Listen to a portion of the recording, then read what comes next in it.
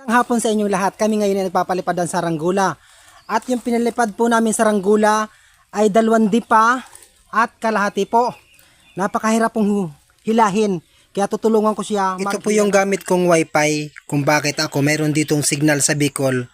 At sa mga nag-upload ng video, kailangan mayroon kayong ganito. Kahit saan man kayo pumunta, may signal kayo. Ayan.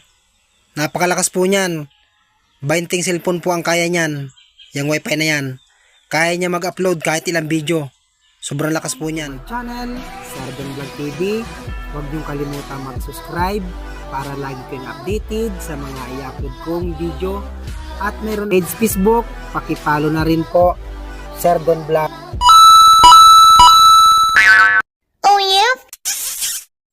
Sobrang sakit sa kamay maghila, lalo pag wala kang guwantes. Sa pagpapalipad ng saranggula, kailangan nakagwantes ka dahil kung hindi, mababaak o mahihiwa ang iyong daliri dahil ang sa gamit na nylon, mainit ito sa kamay. Itong saranggulang pinapalipad namin ay nasa 2 dipa at napakalakas talagang humila. O kita ninyo, napakalakas humila pag inaabot ito ng hangin.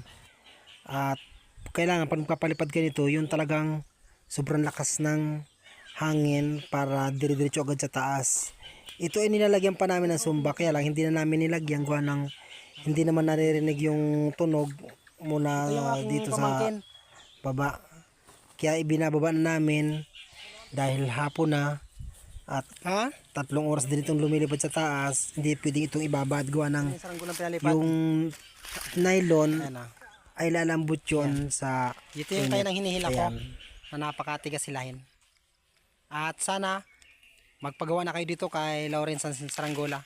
Mura lang, mga buradol, yung mga goryon, yung mga ginunting, kung tawagin, mga dibo, mga binulan, ayan.